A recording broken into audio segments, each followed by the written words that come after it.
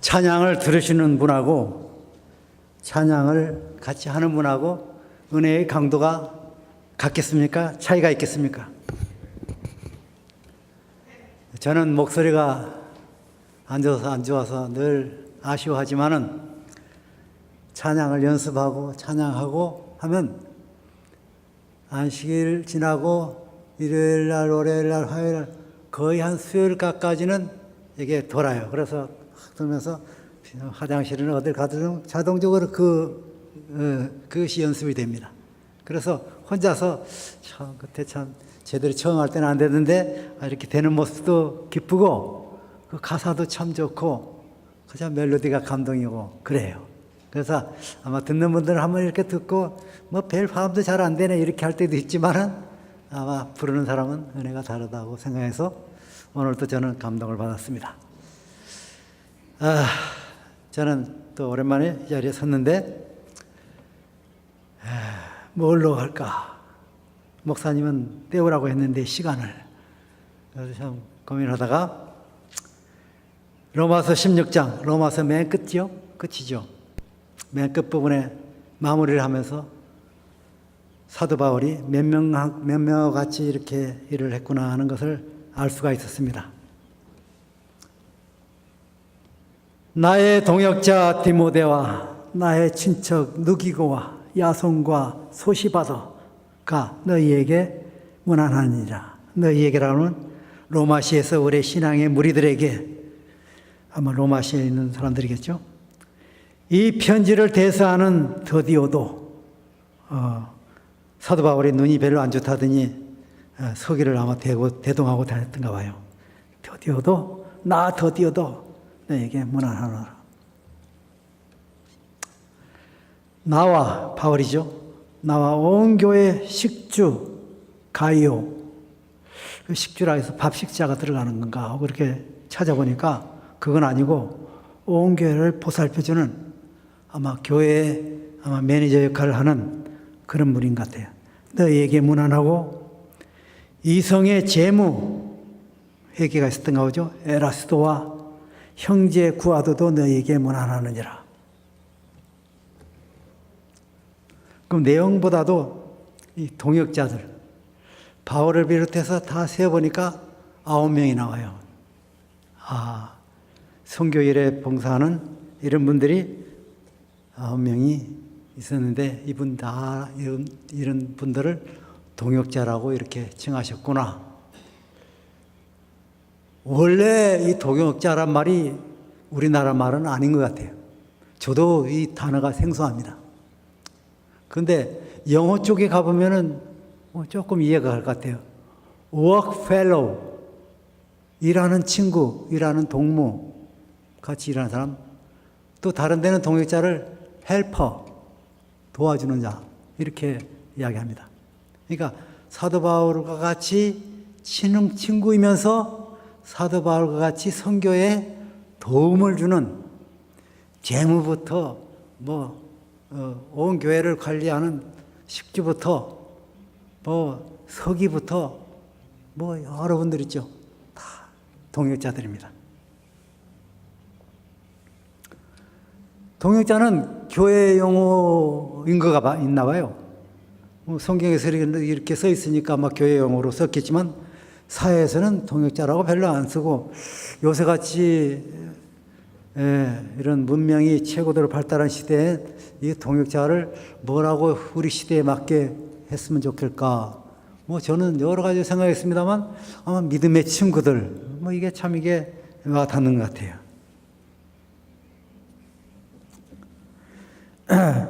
하여간에 사역자도 되고 동역자도 되고 이러는데 이런 말을 어떻게 정리해야 되는가 할 때 동역자를 한번 찾아보니까 선교하는 일에 함께 수행하는 사람이라고 써 있어요. 사전에는 선교적인 일에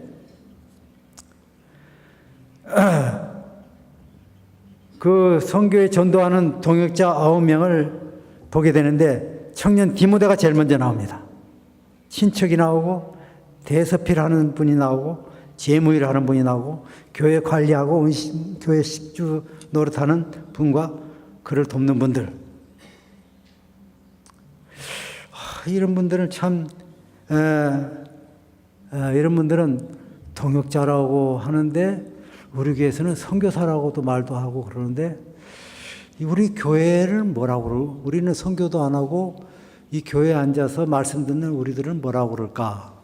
이렇게 한번 생각해 보니까 고린도전서 3장 9절에는 이렇게 나와 있습니다. 고린도전. 네. 거기 뭐라고 되어 있어요? 우리는 하나님의 동역자들이요. 너희는 교회에 있는 우리들 말하겠죠. 너희는 밭이요. 하나님의 집이니라. 하나님의 집을 찾아보니까 하우스가 아니고 건물로 나와 있어요. 집보다는 크죠. 우리를 보고 밭이래. 교회에 있는 밭. 이게 이해가 안 가요. 밭이라고 건물이라고 하면 교회를 말하는 건데 집보다 크니까 이거 뭐 교회라고 말할 수 있는데 밭이라니까 좀 이상하다고 사전을 뚝 찾아보니까 영어로는 허스밴드리 허스밴드는 알겠는데 R하고 I가 들어가면 의미가 달라지는 거예요. 농사일 하는 사람이다. 밭에서 농사일 하는 여러 사람들. 이 가운데 농사를 곡괭이 들고 하는 사람이 있고 아니 옆에서 도와주는 사람이 있고 심으면 물 주는 사람이 있고 뭐 여러 부서가 있겠죠. 그래서 우리 남아있는 우리들 보고는 선교적인 일에 농사해서 수확을 내고 집도 더 층층이 더 높아져 가고 건물이 세워져 가는 그러한 일을 하는 의미로 선교일 하는 동역자와 그 외에 교회에서 일을 보는 우리 모두를 보고 동역자는 동역자인데 밭이라고 집이라고 이렇게 말씀을 합니다. 꼭 구분해서 말한다면 동역자는 바깥 일선에서 선교와 전도하는 일을 하는 사람, 가르치는 일을 하는 사람이고 영적인 밭에서 협력해서 영혼의 목장에서 영혼의 밭농사하는 일꾼들이 아마 우리다 이렇게 구분할 수 있겠습니다. 여기 있는 분들도 다 동역자들이에요. 바깥에서 일하는 분들도 다 동역자들이에요. 단지 위치가 다릅니다. 저분들은 교회 바깥에서, 우리는 교회 안에서. 여러분 동역자가 몇 명이나 가지고 계십니다. 각자 여러분들은. 동역자는 아까 말한 대로 신앙의 친구들이에요. 믿음의 일을 같이 하는 사람들이에요. 믿음의 일을 같이 않고 혼자서 교회 와서 예배 보고 가고 그러면은 남들은 교인이라고 그러긴 그러는데 크게 의미 있는 교인은 아닌 것 같고 그렇게 하면서 세월 가다 보니까 저처럼 지금 70 넘은 사람이 되었습니다. 교인을 세 종류로 제 나름대로 이렇게 분류해보면 다른 교회도 마찬가지일 것 같아요. 사도 바울처럼 동역자들과 함께 선교일을 하는 사람, 영혼의 목장에서 영혼 생산하는 영적 농사일을 하는 사람, 또 마지막 하나는 이것도 저것도 아니고 그냥 방관하면서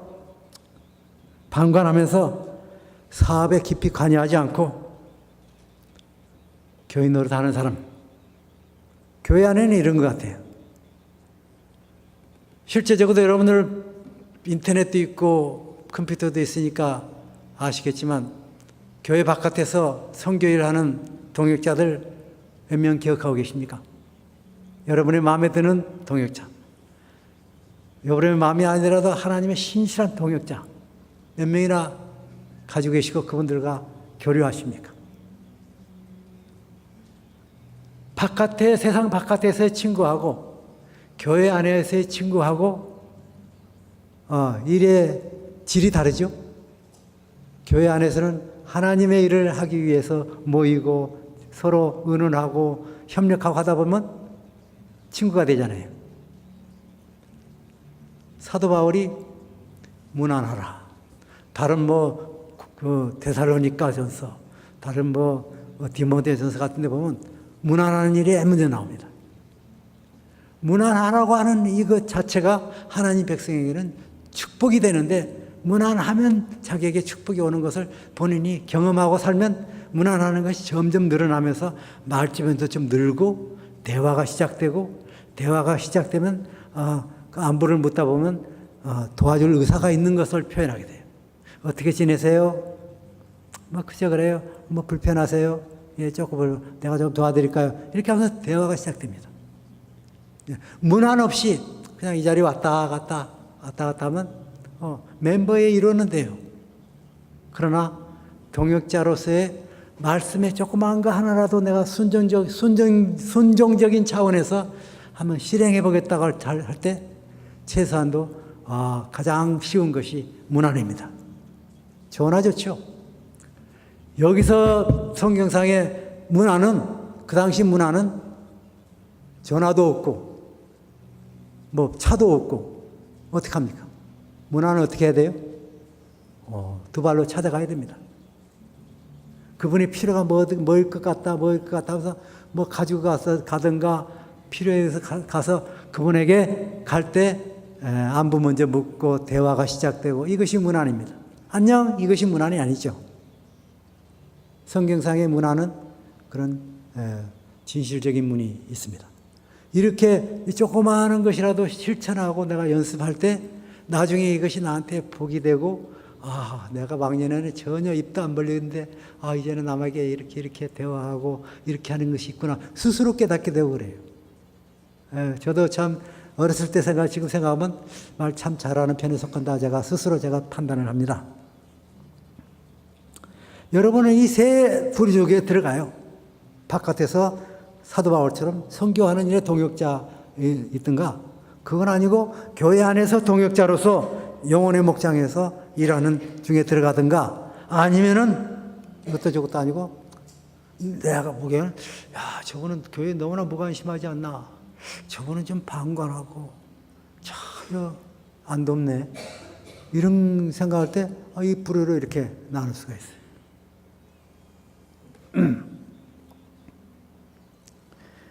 바깥 선교나 교회 안에서의 선교나, 바깥의 동역자들이나 교회 안에서의 동역자들이나, 바깥에서 일하나 안에서 일하나 똑같은 그리스도의 일을 하기 때문에, 그리스도의 일을 할 때 하나님께서 고생시키려고 목적이 있습니까?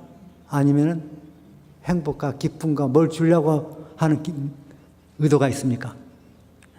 십계명에 오늘 배웠지만 십계명의 율법 하나도 하나님의 명보다도 약속이에요.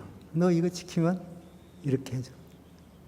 명으로 생각하면 부담이 되죠. 내가 종이 된가, 아이고. 그런데 진실한 의미로 사실로 보지 않고 진실되게 이 말씀을 볼 때 나한테 복이 되는구나. 그러고 보면 성경에 어느 분은 복이 되고 어느 분은 이게 아니라, 성경의 모든 하라, 명하노라, 말씀하시되를 따라하면은 복이 돼요, 아니에요? 복이에요. 그런 복을 경험하고 할 때 제일 쉬운 것이 문안하면서 얻는 복을 한번 생각해 보시면 괜찮지 않을까. 그건 시간이 걸려요. 오늘 배우면 그 문안하는 일을 계속 하다 보면 점점 말이 한두 가지 더 응용하게 됩니다. 안식할 때 꼭 문안하는 시간 좀 구체적으로 가졌으면 좋겠어요. 저는 설교 시간 전에도 꼭 문안 한번 했으면 좋겠는데 교회 분위기상 그게 잘 안 되는 것 같습니다. 문안이 친교의 첫 걸음이에요. 예배 끝나고 성도의 교제 시간입니다 하고 바깥에서 밑에 내려가서 밥은 먹지만 그건 교제 시간인데 문안부터 하면서 대화하면 교제가 되지 않아요? 그런데 습관적입니다. 앉는 사람은 늘 그 자리만 앉고, 먹는 사람은 아무 말도 않고 먹고, 가는 사람 몇 마디 하는 사람이고, 그런 사람은 그리스도의 정신으로서 하나님의 말씀 가운데 어느 부분에 하나에 대해서 소홀히 여기는 것으로 볼 때 복이 안 됩니다.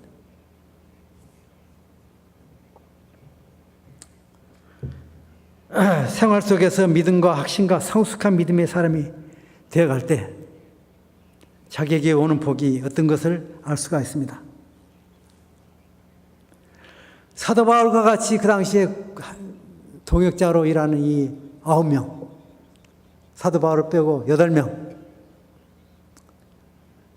이분들이 사도 바울이 어떤 면이 좋아서 자기에게 오는 이익이 뭐가 있길래 그렇게 충성하며 그렇게 고생하며 그렇게 했을까? 저는 그런 거 한번 생각해 봅니다. 전도가 어렵다고 하지만 막상 전도해서 한두 사람의 성공을 하게 되면 거기에 대한 보람과 기쁨과 행복을 생각해 보셨습니까? 그런 것이 있으니까 고생도 참고 하는 거예요. 사도 바울이 그냥 처음부터 끝까지 계속 고생만 하고 전부 짜증나는 일만 있고 아무 동역자도 없고 위로자도 없고 힘을 것도 없이 혼자 했다 그러면 아마 식물로 말하면 기갈돼서 말라 죽었을 거예요. 그렇지만 그분은 데살로니가 전서에도 말했다시피 항상 기뻐하라 밤사이 감사하라 할 정도로 본인이 모본을 보이면서 동역자들과 같이 정을 쌓고 그랬어요. 로마서 14장 4절에 보면 이런 말씀이 있습니다. 로마서 16장 4절. 저희는 내 목숨을 위하여 자기 목이라도 내어놓았나니 나뿐 아니라 이방인의 모든 교회도 저에게 감사하느니라.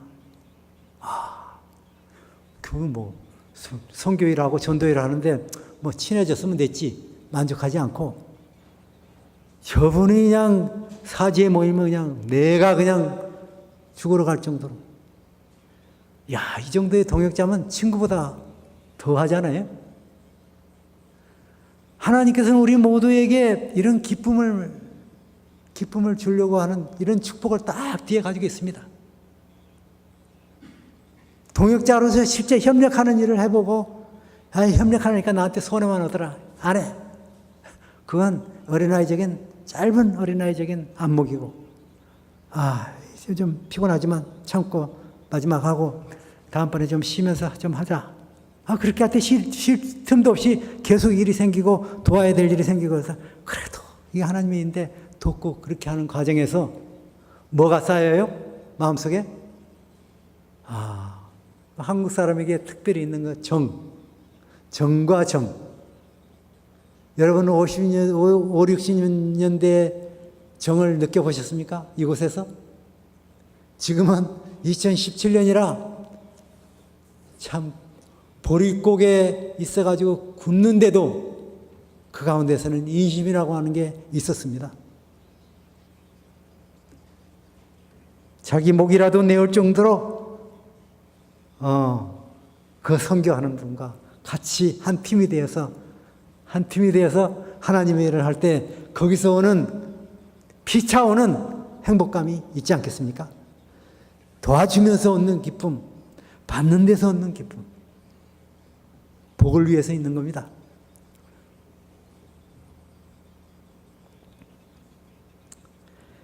선교하는 동역자들이 확실한 믿음과 도우며 깊은 사랑의 깊은 우정 같은 것이 없다면은 아마 목이라도 안타깝게 내어놓으려고 하지 않았을 겁니다.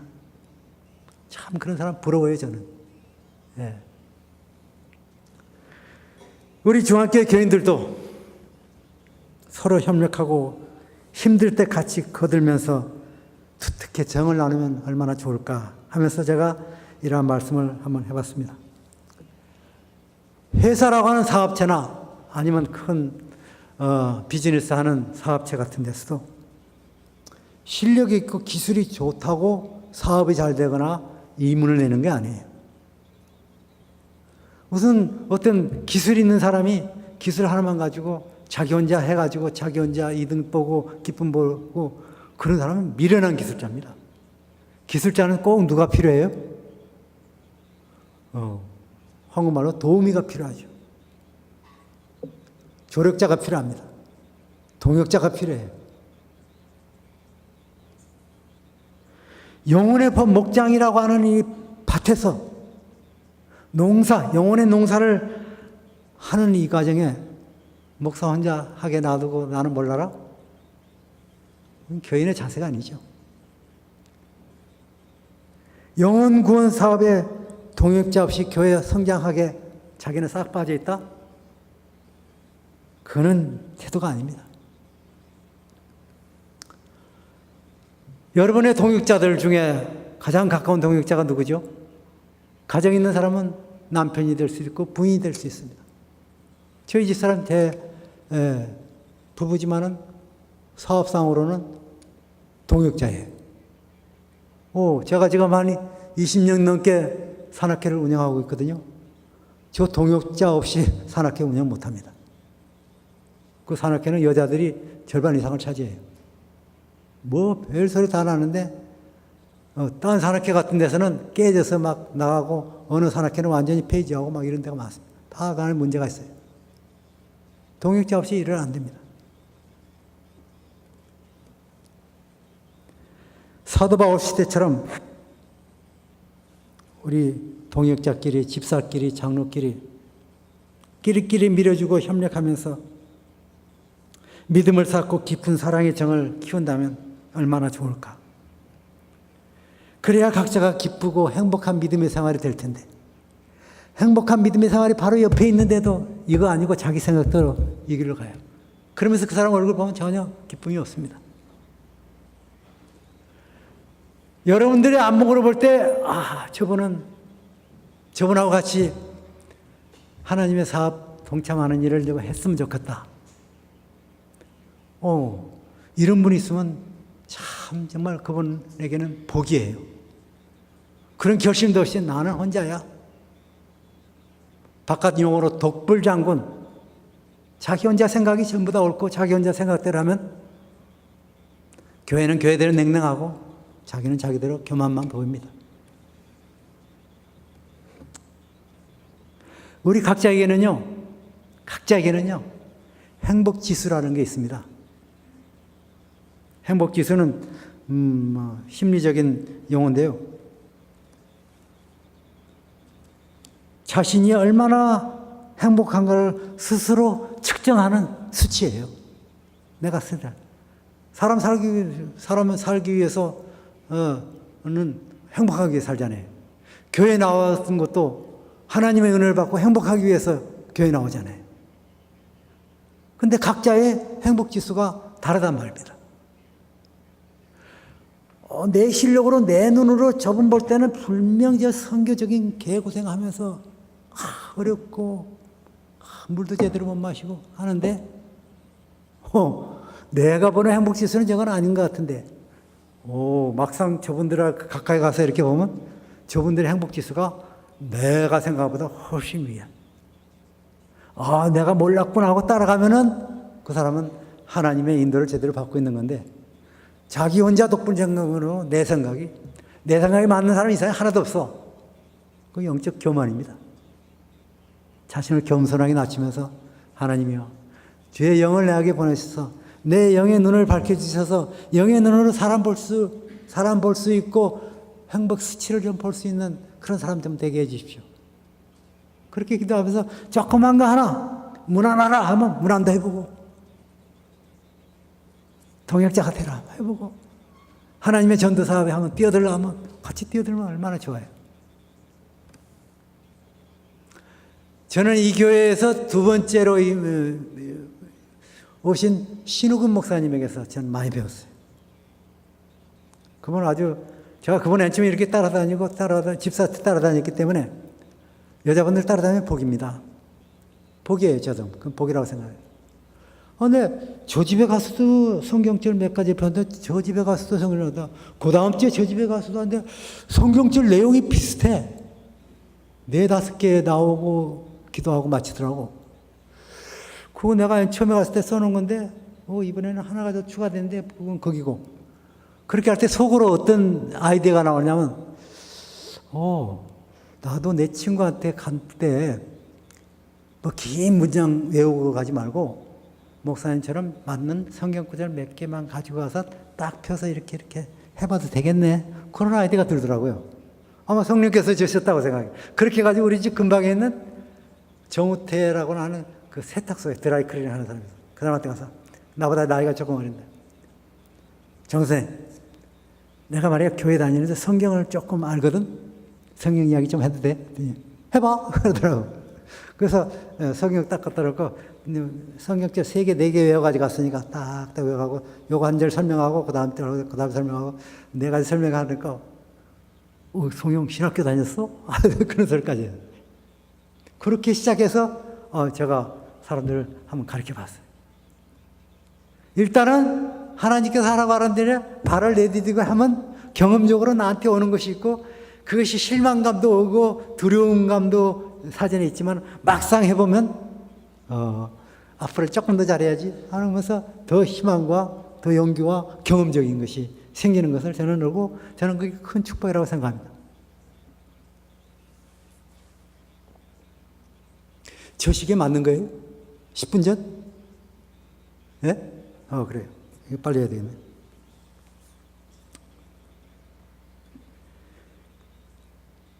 케냐에 제가 한 열흘 가 있었는데, 거기 가서 보니까 1000명 선교사 중에 한국 여자 여학생 하나 있고 필리핀 여학생 하나 있는데 나이가 둘도 같고 대학생이에요. 근데 한참 이야기 듣다 보니까 작년에 벌써 캘리포니아 가가지고 대학 공부를 계속하고 해야 되는데 이 사람이 1년을 휴학을 해버렸어. 그런데 보니까 나라도 다른데 두 여자가 얼마나 깰끌대면서 웃어싸면서 기도도 같이 하고, 그냥 어른들 예배에 빠짐없이 참석하고, 보이는 그 얼굴의 희색이 행복지수가 아주 대단해. 그래서 하도 내가 호기심이 나서, 왜 귀국하지 않고 휴학했어? 한국말 하는 학생한테만 물었지. 하는 말이 뭔지 알아요? 여기 사람들 참 좋아요. 그래. 주로 거기 하는 사람은 마사이족소이라고 그래요. 마사이족소. 그 마라톤 많이 해서 1등 하는 사람들 있죠? 케냐 사람들. 마라톤 족소인데 참 좋아요. 정감 있고요. 조금만 이렇게 하는데도 그렇게 고마워하고, 우리 같은 사람한테 뭘 배우려고 하고, 주려고 해요. 캘리포니아는 그런 거 없어요. 자기는 거기 와서 경험을 한 거예요, 경험. 말로만 교회 왔다 갔다 믿음으로만 받고 그냥 위로받고 그냥 가는 그런 교인 생활에서 그 케냐라고 하는 그 마사이족 못 사는 그 동네, 못 먹는 그 동네에 들어가서 그 가지고 있는 말 전하고 어린애들에게 영어로 노래도 가르쳐주고 막 이렇게 하면서 하는데, 받는 사람이 이곳에서 문화 수준이 높은 이곳에서 말 받는 거하고 그곳에서 받는 거하고 나에게 오는 축복의 그 감정이 너무나 깊은 거예요. 케냐라고 한 나라는 3개월마다 비자를 하러 바깥에 나갔다가 다시 들어와야 돼.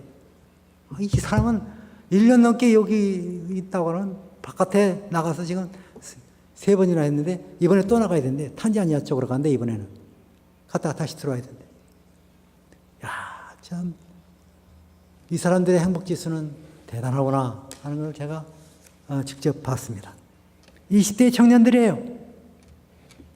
그 중에 우리한테 이야기하는 거 보니까, 장로님, 작년에요, 케냐 족속 중에 남편 하나가 9명의 부인을 두고 있는 분이 전도가 됐어요. 가지고 침례를 받았대요.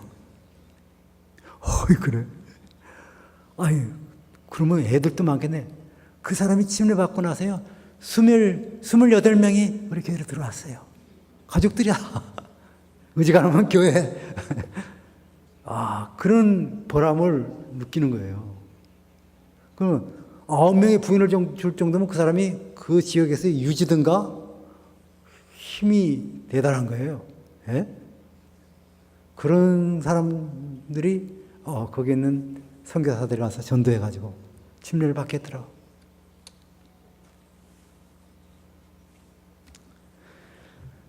이렇게 선교 사업하면서 그렇게 기쁨을 맛보고 서로 교제하며 지낼 때 이런 사람들을 위해서 자기가 죽을 때 서로 목이라도 내놓을 정도로 이게 가깝게 지내는 모습이 되지 않겠습니까?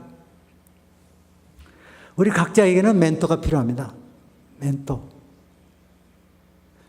경험과 지식이 자기보다 많고 신실한 하나님의 사람. 이런 사람을 멘토로 모시고 사는 그리스도인은 행복하겠습니까? 아니면 나도 체면이 있는데 하면서 선을 딱 보이지 않는 담벼락을 탁 쌓고 너는 더 이상 나한테 오지 마. 가까이 가지도 못하게. 그렇게 하면서 교인 생활하면 보이지 않는 담이 쳐 있는 것을 영적 눈을 가진 사람이 이제 볼 수 있달까? 보면서 안타까워하는 그런 모습이 아마 목사님이 아니겠는가 저는 이렇게 생각합니다. 농사일을 해야 되는데 거들어주질 않아. 당신 혼자, 당신은 월급 받잖아. 나는 6일 동안 이 바깥에 열심히 일하는데 나한테 임문 오는 게 하나도 없어. 이런 데 가지고 안 온다고 할 때 우리 목사님 참 실력 있는 목사님인데 저는 참 아깝게 생각합니다.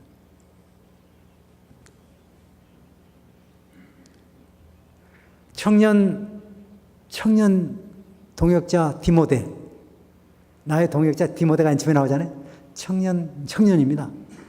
그 당시 20대인지 30대인지 I don't know. 디모데는 믿음의 선배를 잘 뒀습니까? 사도 바울 같은 믿음의 선배. 그 전에 유대인도 아니에요. 어머니가 유대인인가? 그렇죠. 네. 그런데 그 사도 바울을 믿음의 멘토로 삼고 했을 때 나중에 사도 바울 밑에서 하나하나 지식도 경험도 키워가더니 나중에 사도 바울이 디모데에게 위임을 합니다. 어느 교회에 가서 목사 한 수 세우고 장로 한 수시고 집사 한 수 줄 때 집사는 이러이러한 사람이 돼야 되고 장로는 이러이러한 사람 되니까 그 사람한테 한 수를 주도록 하게. 그렇게 해서 사도 바울의 귀한 동역자로서의 행복한 삶을 사는 걸 볼 수 있습니다. 디모데 후서 4장 11절에서 15절까지 한번 볼까요? 디모데 후서 4장 디모데 후서 4장 11절 15절 누가만 나와 함께 있느니라 네가 올 때에 마가를 데리고 오라 저가 나의 일에 유익하니라. 그 다음 절 두기고는 에베소로 보내었노라.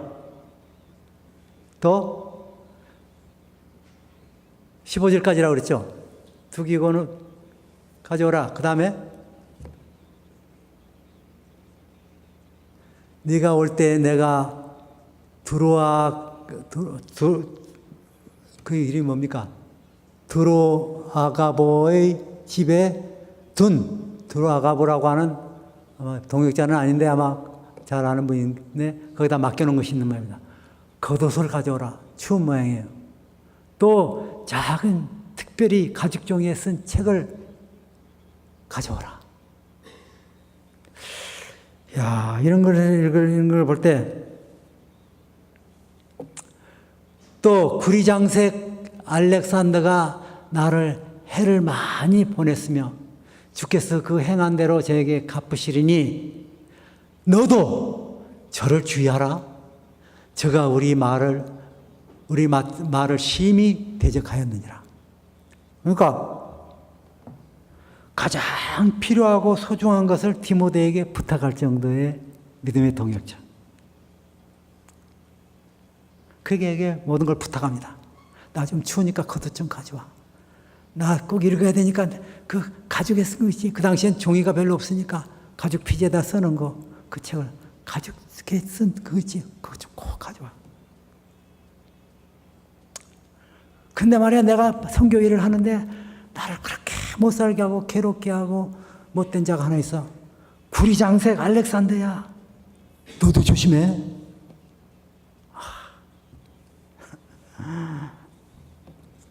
그렇게 당부하는 서로 아끼는 그런 모습. 바깥 사업체에 있는 사람이 아무리 친해도 이렇게 지나지 않습니다.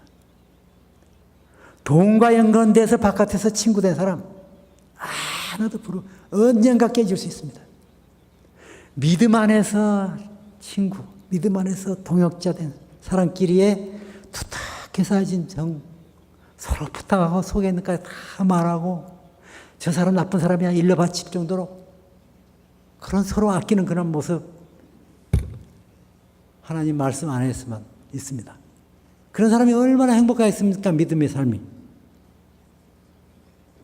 여러분들의 믿음의 민도가 각각 있으신가? 있어야 되겠다고 생각하시면 찾으시고 하나님께 구하시면 하나님께서 연결해 주실 것입니다. 행복지수 만점에 목숨을 좀 아끼지 않는 그런 친구들 여러분들 곁에 있으면 여러분은 행복한 그리스도인입니다. 마지막으로 하박국 2장 2절을 보겠습니다. 여호와께서 내게 대답하여 가라사대 너는 이 묵시를 기록하여 판에 명백히 새기되 달려가면서도 읽을 수 있게 하라. 예언서. 묵시란 말은 예언서 아니에요? 예언서가 아무리 중요하게 강조한데도 걸어가면서도 뭐한데 달려가면서 어떻게 읽습니까? 읽을 수 있어요? 아마 그런 사람 없을 것 같아요. 근데 어떻게 영어 성경에 봐도 달려가면서 런하면서 읽으래. 이건 마지막 시대에 말세에 사는 우리들에게 주신 말씀입니다. 제7회 안식일 예수 재림교회는요 예언서 때문에 생긴 교회예요. 안 그렇습니까? 예언서 공부 안 하고 제7회 안식일 예수 재림교회 침례받았으면 그건 아직도 미달이 된 점이 많습니다. 특별히 예수님께서 지정하신 읽는 자는 깨달을진저 멸망에 가증한 것이 거룩한 것에 쓸 것을 예언한 다니엘을 연구하라고 예수님께서 지정하여 줬어요. 내가 올 때까지 그게 다 나옵니다. 그 당시에 요한계시록은 있지도 않았어요. 나중에 하늘에 올라가서 예수님께서 요한에게 읽는 자와 듣는 자와 그 가운데 말씀을 지키는 자가 복이 있다고 하는 예언서예요. 제7회 안식일만큼 예언서 제대로 아는 교회 있습니까? 조금 아는 채 바깥에서 아는 채 하는 거 다 중간 정도 가지도 못하고 이거는 아니야. 금방 저 같은 실력 없는 사람도 판단이 되는데 제7회 안식일 예수 재림교회 마지막 시대에 있어야 할 교회를 있게 하신 분이 예언서를 통해서 있게 했어요. 마지막 시대에 우리는 바쁘다고 못 읽어. 다 바빠. 너나 할 것 없이. 직장에서 은퇴했는데도 그렇게 바빠. 다 바쁩니다. 다 바쁜데 그 바쁘다는 핑계 안 됩니다. 핑계가 아니라 내 마음의 의지예요.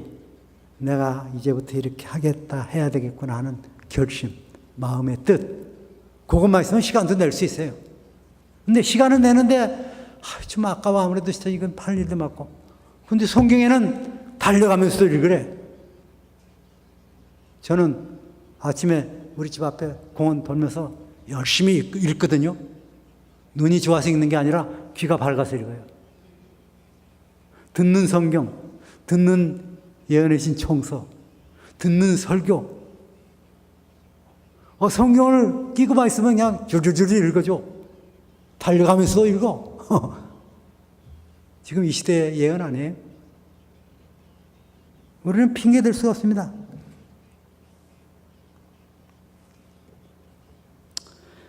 시간은 내 의지 여하에 따라 낼 수도 있고 안 내고 바쁘게 살 수 있습니다.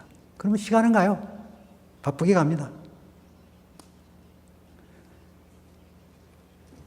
시간이 많아서 제가 끝내야 되겠는데 저는 이 교회가 너무나 재미가 없더라고. 그래서 22여 년 전에 산악회 돌아다니면서 코스를 많이 알아놨어요. 그러고 나서 내가 신문에 내면서 뉴스타트 산악회 타가지고 하니까 15인승 밴에 뭐 어쩔 때는 10명, 어떨 때는 17명, 17명은 뒤에 차 하나 따라와요. 그렇게 가지고 다니면서 이 코스 저 코스 매번 다르게 갑니다. 그렇게 하는 이유가 누구는 전도하려고? 그거는 그 당시에 해당이 안 돼요. 사람 좀 사귀고 싶어요. 이 교회에서는 사람 사귀고 싶은데 하나 없이 나한테 오는 사람도 없고 뭐 식사 찾아하고 뭐 전화하고 싫대. 무슨 존심이 깎일 것이 있어가지고 식사를 거절하는지 오시라니까 안 와. 그런데 지들끼리 싸워. 송장로가 이렇게 하지도 않았는데 저렇게 했대. 아이고 재미 하나도 없어. 여보, 내가 이러다가 믿음을 쌓는 교회가 아니라 믿음을 뺏기는, 믿음을 허는 교회가 될 것 같아. 뭔가 좀 하자. 그래서 그렇게 하다가 구역예배를 시작해서 뉴스타트 교회까지, 뉴스타트 교회 4년 하면서 이상 박사 매년 모셔가지고 크루즈로 막 하면서 전도하고, 그러다 보니까 친구도 많이 생겨요. 여러분, 앞으로 살 날이 얼마 많지도 않다고. 여러분 다 인생의 후반부예요. 인생의 멘토 없이, 인생의 친구 없이, 인생의 동역자 없이 믿음 생활을 이렇게 하고 마치면은 아마 하늘에 가서 굉장히 후회하실 거래요. 친한, 그리스도 안에서 친하게 살고, 정을 주고 살고, 도울 때 돕고, 교회 일 봉사하다 보니까 티켓을 하나 받아서, 에이, 다시는 안 해. 이런 식의 사람. 전 교회를 하면서 티켓 많이 받았거든요. 차 토용도에 갔어. 어쨌든. 벌금에 얼마나 딱지, 얼마나 코트에 또 알아갔다 올라가서. 에이, 다시는 그거 안 해야 될까? 얄팍한 자기한테 이익이 없다고 안 해. 조금만 더 견디면 더 많은 축복이 자기한테 오는데. 그렇습니다. 우리가 좀 멀리 보고 우리 주위에 믿음의 별로 행복한 행복지수가 없다면 행복지수를 만들기 위해서 뭔가 여행이라도 해야 돼요. 바깥에 그 케냐 같은 데 가니까 어이구 이거 20대 젊은 청년이 저렇게 행복해. 야, 이렇더라고. 목이 물려가면서 행복해요. 근데 우리는 야, 이것이 좋다고 했는데 행복지수는 없어. 참 차이가 있습니다. 그러니까 한마디로 저는 그렇습니다. 성경에 나오는 문안하라 하면 문안이 제일 쉬워, 교제하기에. 일단 문안부터 해. 정보하면 종이에 써가지고 이분에게 안녕하세요 이렇게 해야 되겠다고 써가지고 딱 전화해가지고 딱 해가지고 딱 끊어놔요. 그러면 저분 듣고 나서 저분은 읽는지 모르고 하니까 저분도 나중에 반응이 오게 돼 있어. 반응이 오고 아이 지난번에 전화해서 고마워 또 하다 보면 대화하고 가고. 그게 그리스도인의 친교예요. 자기가 무슨 이 교회 잘못했으면 공적으로 잘못했으면 공적으로 잘못했다고 이야기하는 그런 사람이래야지. 시큰 교회다 그런 걸 다 보여놓고 전혀 안 가는 것처럼 열심만 해. 한번 열심히. 앞뒤가 너무나 다 그런 분들은 포기 안 합니다. 그리스도인은 정직하고 솔직하고 겸손하고 속마음을 다 털어놓고 깊은 이야기까지 할 수 있고 그렇게 깊은 동역자끼리는 남은 흉봐도 돼요. 알렉산더 저거 굉장히 나쁜 사람이야. 나한테 아주 내가 전도하는데 방해했어. 너 조심해. 고자질합니다. 그 사람.